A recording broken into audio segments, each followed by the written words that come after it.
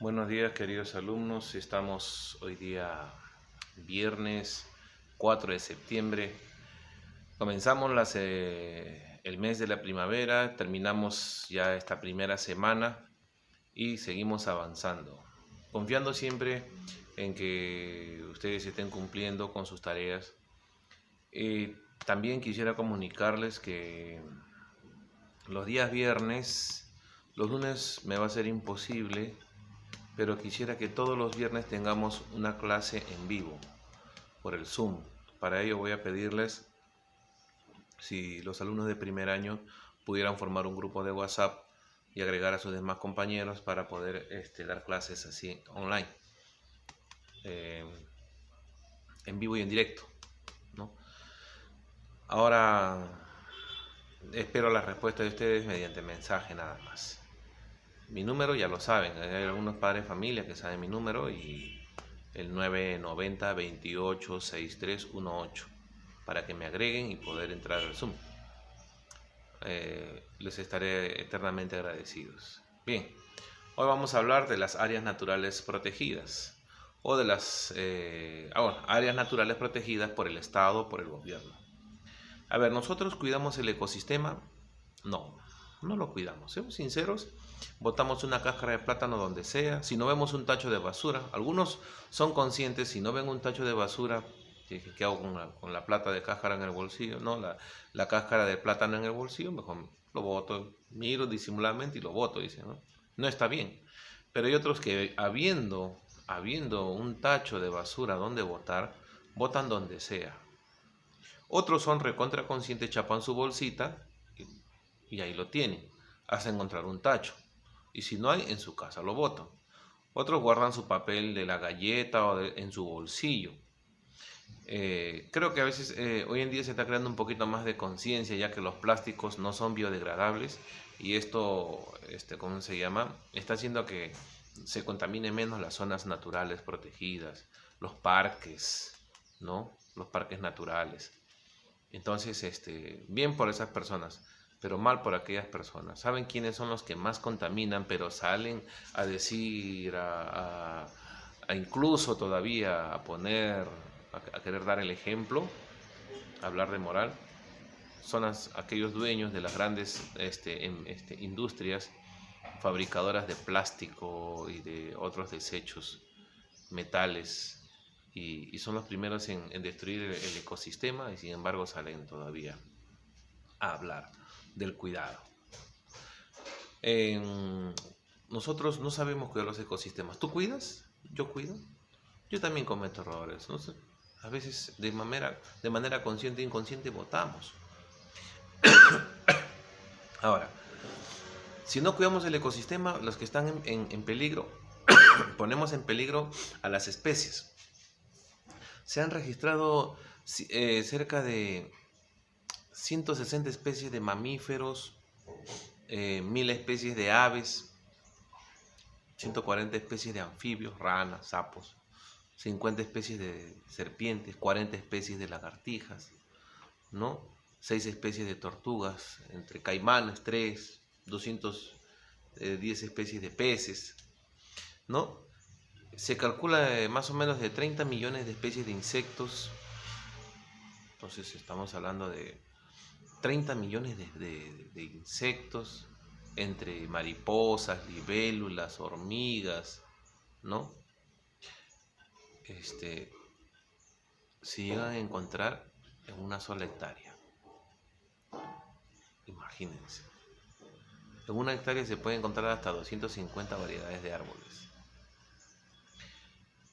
Y estos están en peligro de extinción debido a que no cuidamos los ecosistemas. Les cuento una anécdota que cuando yo estuve trabajando por las zonas de frontera, zonas rurales, zonas donde son etnias, nativos, ellos antiguamente no sabían lo que era el desarrollo sostenible. Ellos sacaban, iban de casa, sacaban y no dejaban que crezcan. No dejaban las crías para que crezcan más adelante. Tumbaban árboles y no plantaban. O sacaban para su venta, para negocio y no pensaban en un futuro para sus hijos, para sus nietos. Hoy en día ya lo están haciendo, aunque hay madereros ilegales que entran a talar sin permiso de la comunidad, y eso está destruyendo el ecosistema.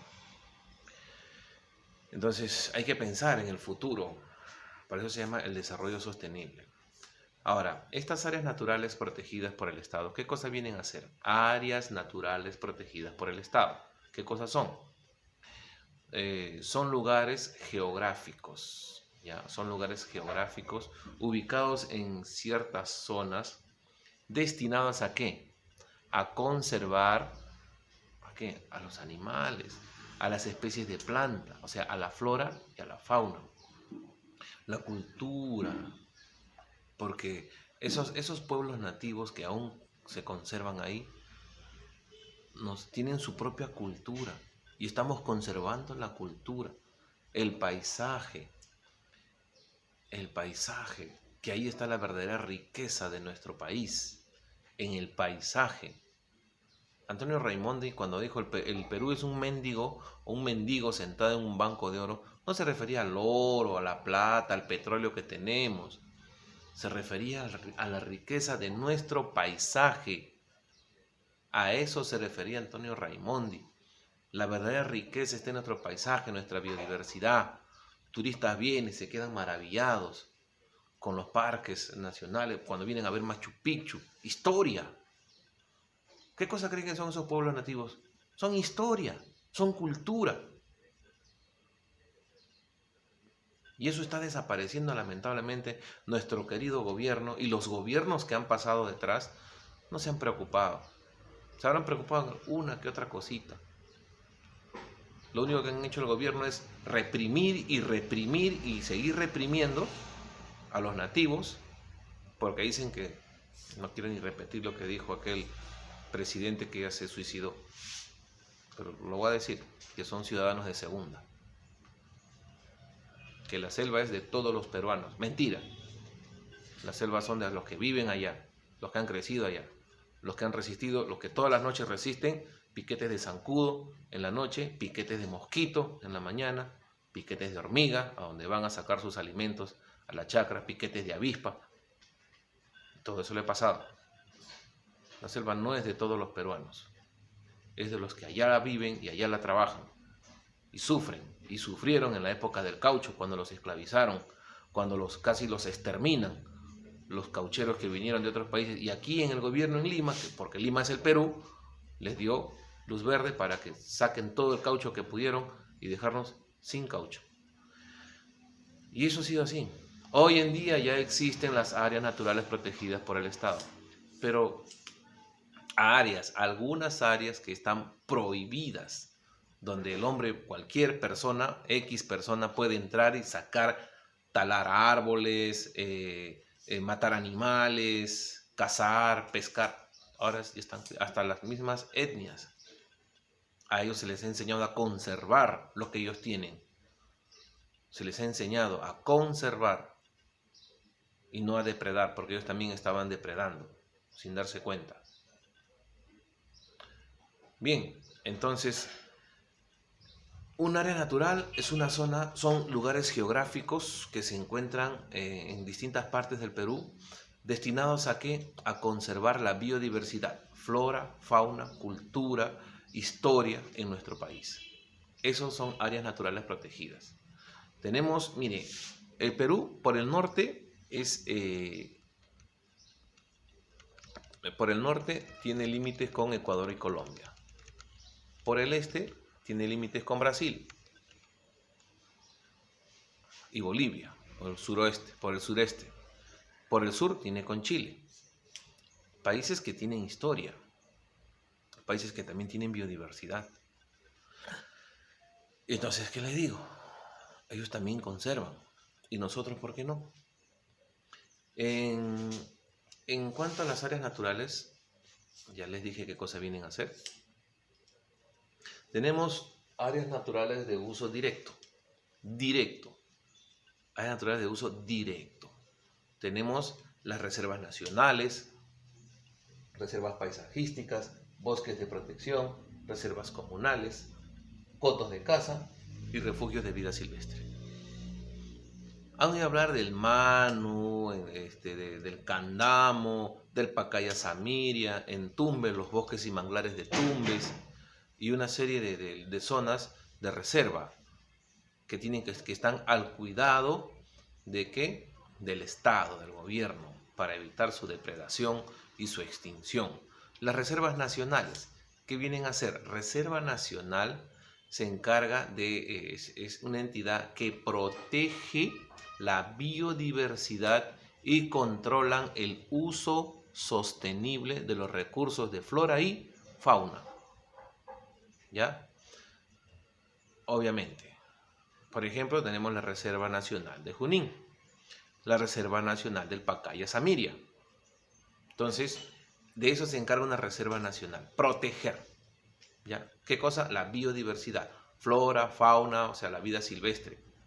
Y ahí tenemos el Pacaya Samiria, tenemos la Reserva Nacional de Junín. 2.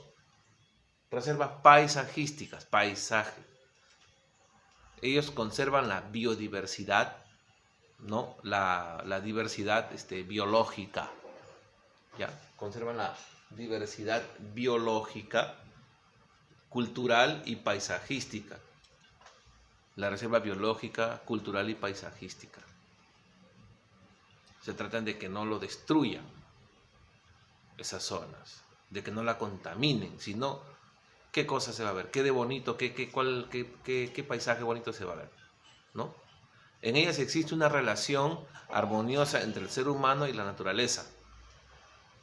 Y ahí tenemos la reserva paisajística de Noryauyos, en Cochas.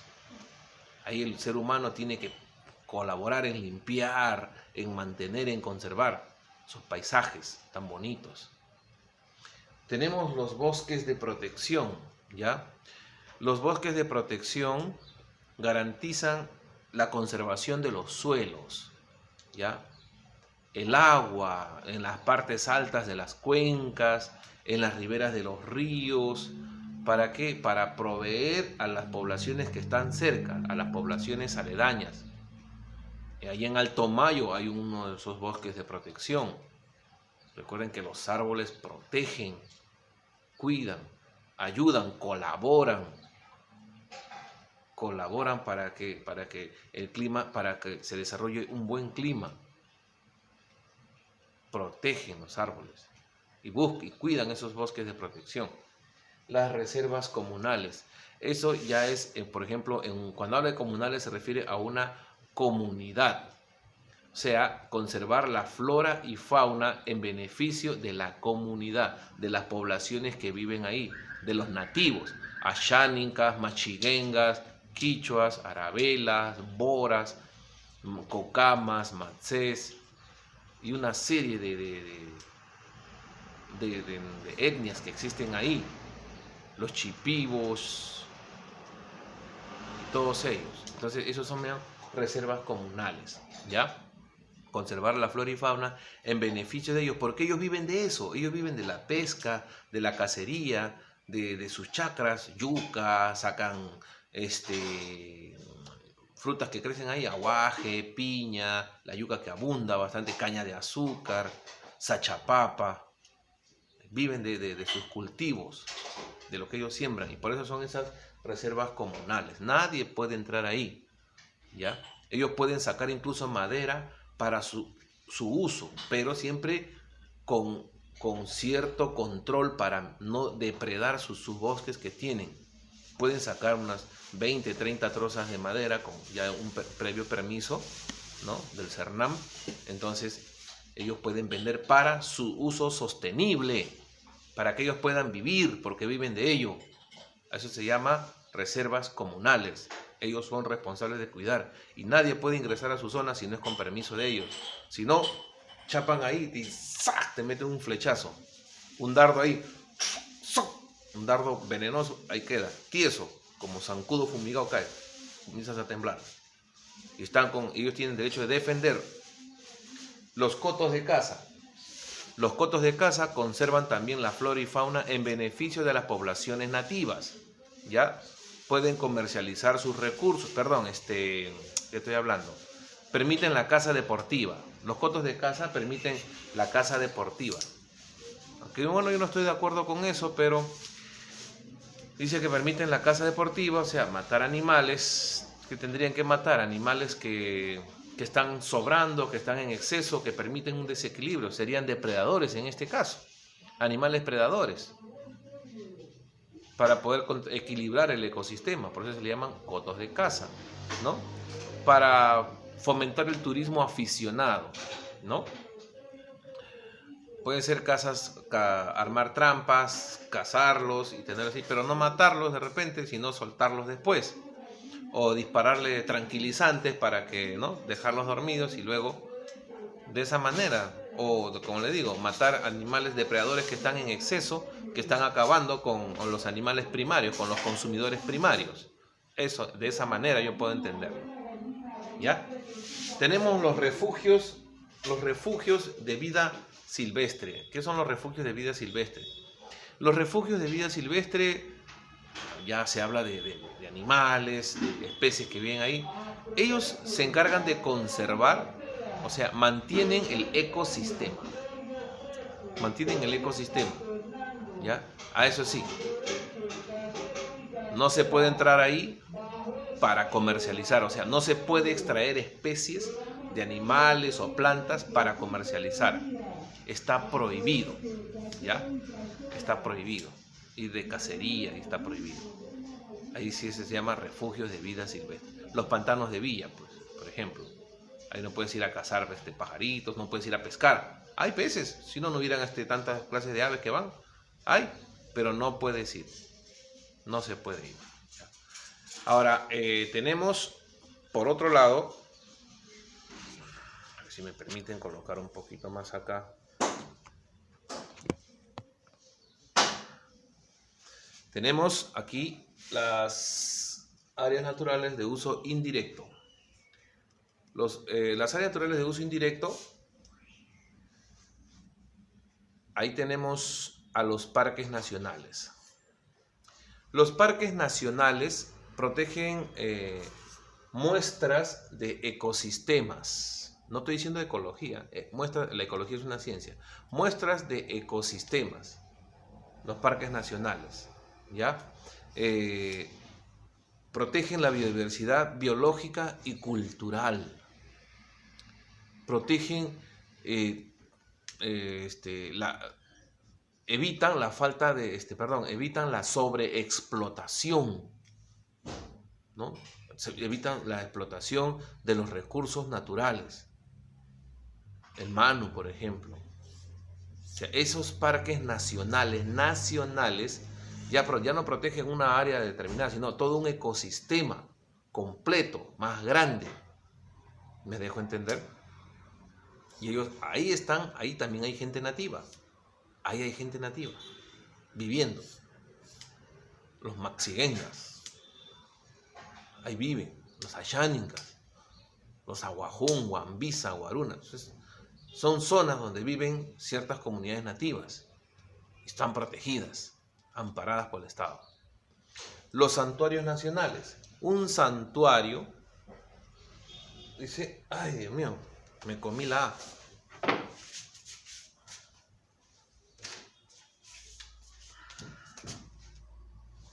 Aquí.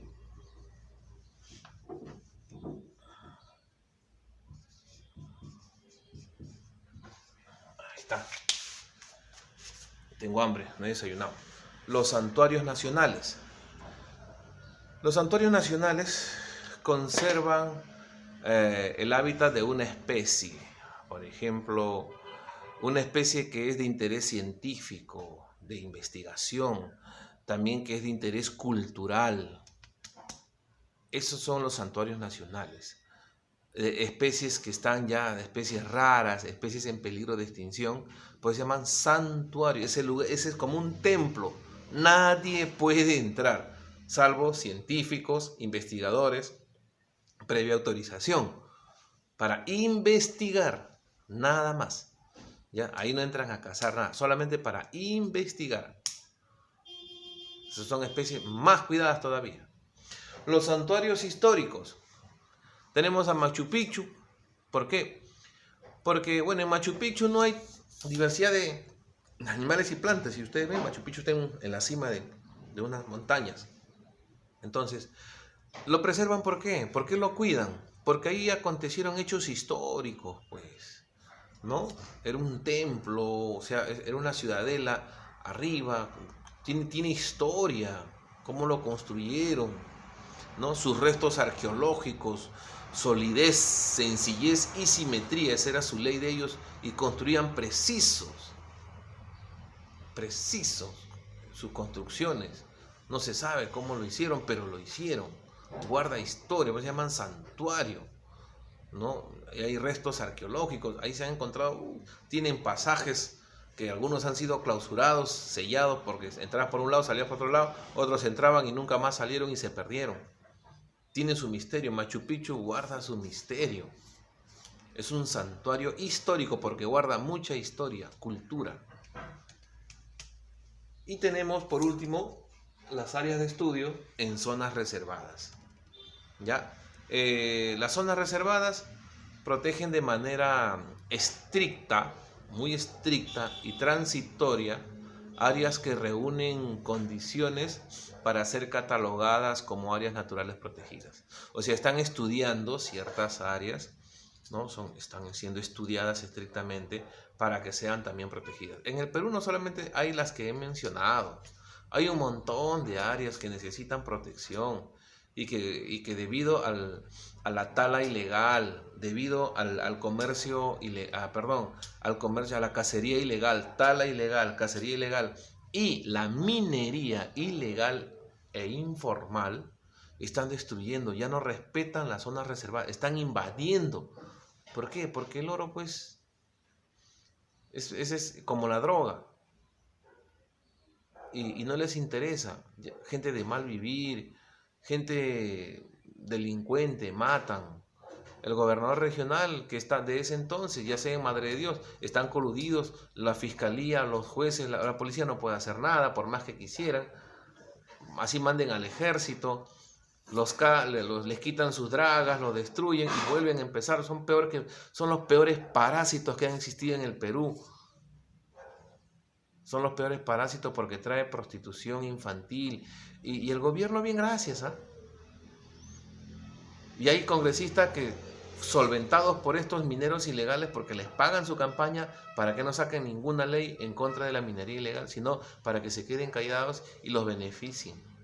Qué pena, qué pena. Así estamos.